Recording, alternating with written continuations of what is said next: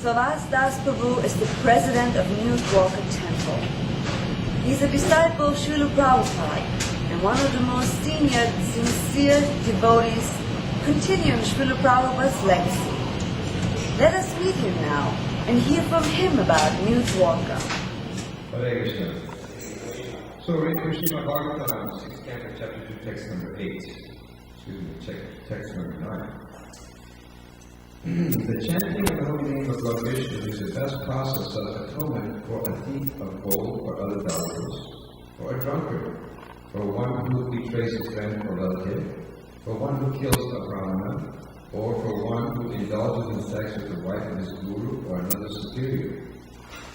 It is also the best method of atonement for one who murders women, the king or his father, or one who slaughters cows, and for all other simple men. Simply by chanting the holy name of Lord Vishnu, such simple persons may attract the attention of the Supreme Lord, who therefore considers, because this man has chanted my holy name, my duty is to give him protection. One more verse. Text number 11. By following the Vedic ritualistic ceremonies of undergoing atonement, simple men do not become as purified as by chanting once the holy name of Lord Vishnu. Although ritualistic atonement may free one from simple reactions, it does not awaken devotional service. Unlike the chanting of the Lord's names, which reminds one of the Lord's fame, qualities, attribute, pastimes, and purport. Srila Vishwanath Chakravarti Thakur comments that the chanting of the holy name of the Lord has special significance that distinguishes it from the Vedic ritualistic ceremonies of atonement for severe, more severe, or most severe sinful actions. There are 20 types of religious scriptures called Dharma Shastras, beginning with the Manu Samhita and the Parashara Samhita. But herein it is stressed that although one may become free from the reactions of the most simple activities by following religious principles of these scriptures, this cannot promote a simple man to the stage of loving service to the Lord. On the other hand, chanting the holy name of the Lord even once not only frees one immediately from the reactions of the greatest sins, but also raises one to the platform of rendering loving service to the Supreme Personality of Godhead, who is described as Uttama Shloka, because he is famous for his glorious activities. Thus one serves the Lord by remembering his form, his attributes, and pastimes. Srila Vishwanath Chakravarti Thakur explains that this is all possible simply by chanting the Lord's holy name because of the Lord's omnipotence. What cannot be achieved through the performance of Vedic rituals can be easily achieved through the chanting of the Lord's holy name. To chant the holy name and dance in ecstasy is so easy and sublime that one can achieve all the benefits of spiritual life simply by following this process. Therefore, Sri Chaitanya Mahaprabhu declares, Param Vijayate Sri Krishna Sankirtana. All glories to Sri Krishna Sankirtana. The Sankirtan movement we have started offers the best process for becoming purified of all sinful reactions and coming immediately to the platform of spiritual life. By His Divine Grace, A.C. Bhaktivedanta Swami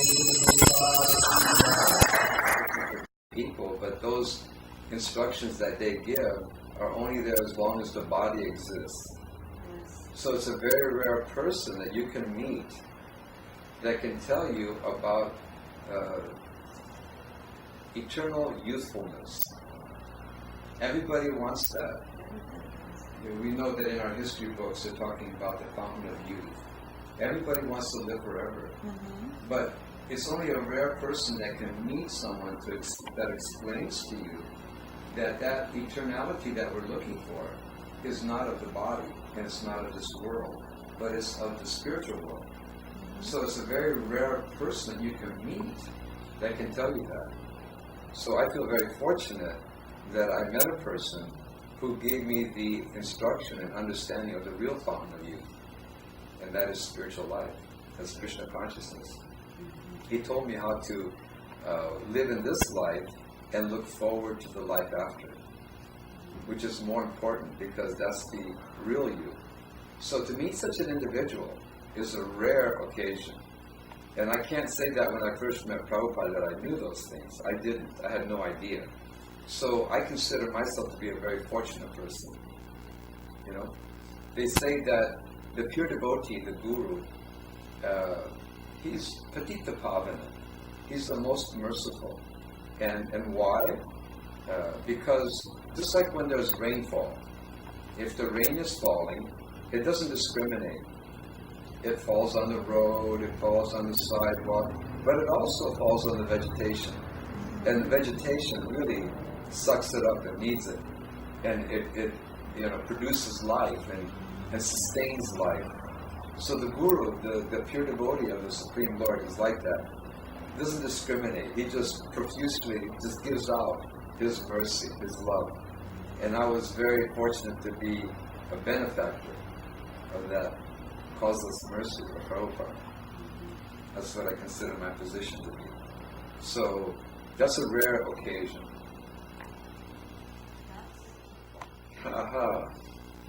Well, there have been doubtful people since time immemorial. That's not going to change. Because that's the nature of the material world. The nature of the world is that everyone's negative. That's automatic. That's the first thing. People are very fearful because that's what it's described. And because we're very fearful, we're very negative. We're very, very scared to do anything. And we see that in society today, because there's more and more materialism going on, people are more and more fearful. The more materialism, the more we hanker for commodity and sense enjoyment, the more fearful we become. Because we think somebody's going to take it away from us or not give it to us.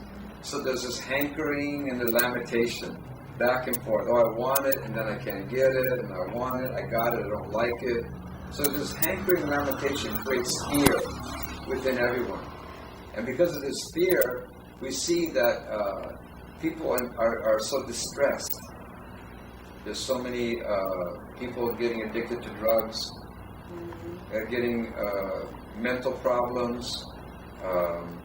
It's described that if somebody in this age of Kali that we live in, if that person is able to maintain one wife and one family, he'll be considered to be a great person. That would be a wonderful person. Just think, this guy, he's actually been married to the same woman for 50 years. Incredible. How do you do it? They'll come up to you and ask you, how did you do it? Because we see that in Kali Yuga, everything is so topsy-turvy. So the message for the youth is that we need to somehow let them know that this materialism, this bodily conception is not the all-in-all. It's there, it's real, but it's not the all-in-all. We like to give the message out that all those things are there, and everybody has their quota. Everybody has their quota of happiness. So not to worry, everybody will get their quota. But that shouldn't be the end all of life, to get your quota of sense enjoyment and so-called satisfaction. But the end of life should be to understand Krishna, understand God.